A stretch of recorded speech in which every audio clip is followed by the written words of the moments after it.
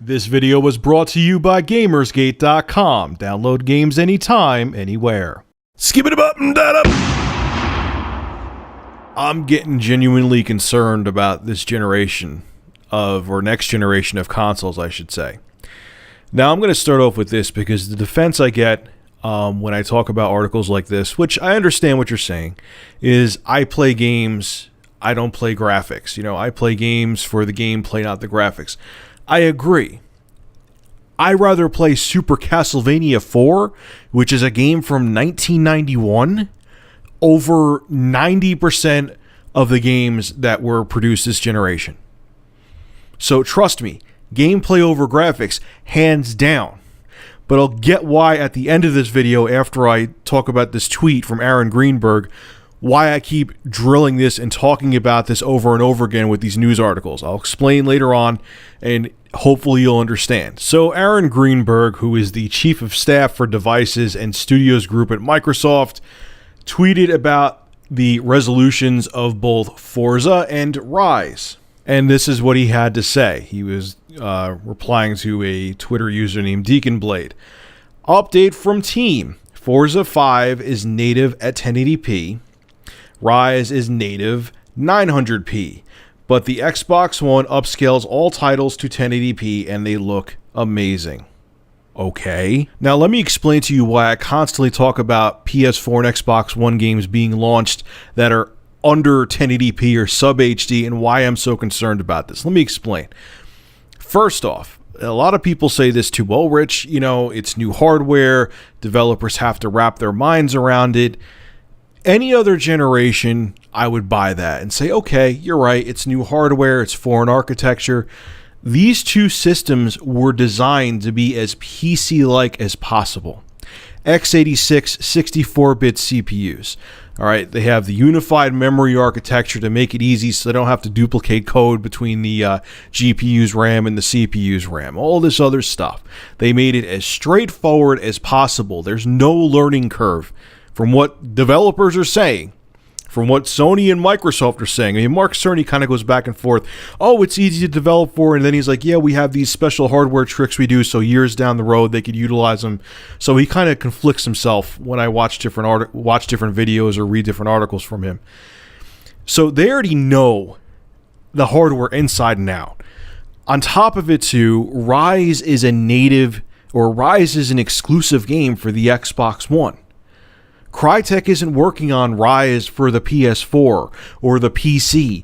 They only have to worry about the Xbox One's hardware.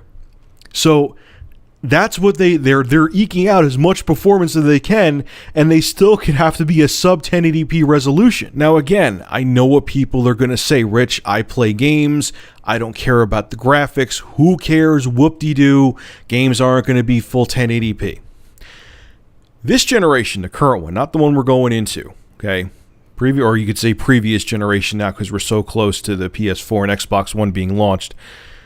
Towards the end of, I'll say this generation, towards the end of the 7th generation, developers were complaining that the hardware is what was holding them back from being innovative. We don't have, the systems are becoming stale. That's why our IPs are becoming stale. That's why we can't come out with new IPs because they just don't have the horsepower to do what we want to do.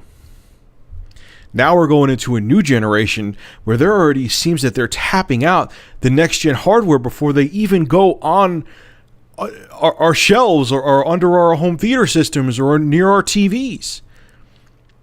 Now again, like I just said before, I know people are going to say, oh, they need to learn the hardware, but they don't. So now they have this hardware that they know already pretty much inside now from the get-go.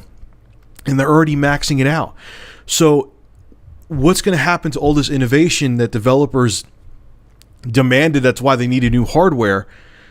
What's going to happen a few years down the road when this hardware is already tapped out? It already kind of is now. What's going to happen? And like I've said in a billion other videos, I know it's getting repetitive, but it really concerns me. What's going to happen 7 years down the road? When these consoles are extremely outdated, how are they going to innovate then? It's going to be interesting to see what happens, man. And every time I see an article like this, I'm going to talk about it. And it's not because I'm a graphics whore. I mean, nice graphics, of course, everyone likes them. You could say all day that you don't care, but nice graphics are a good thing. It adds to the experience.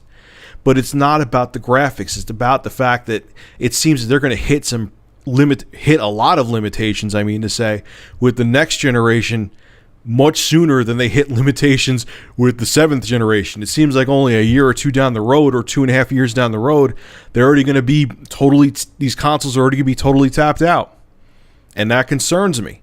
And it's not because I just want eye candy.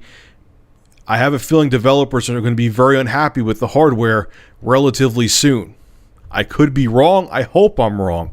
But it just, every time I see that a game has to be sub HD on either the Xbox One or PS4, it's not a good sign, okay?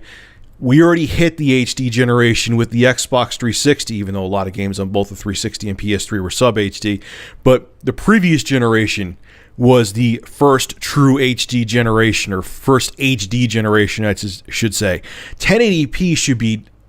These consoles, the PS4 and Xbox One and Wii U, should be able to hit 1080p without breaking a sweat.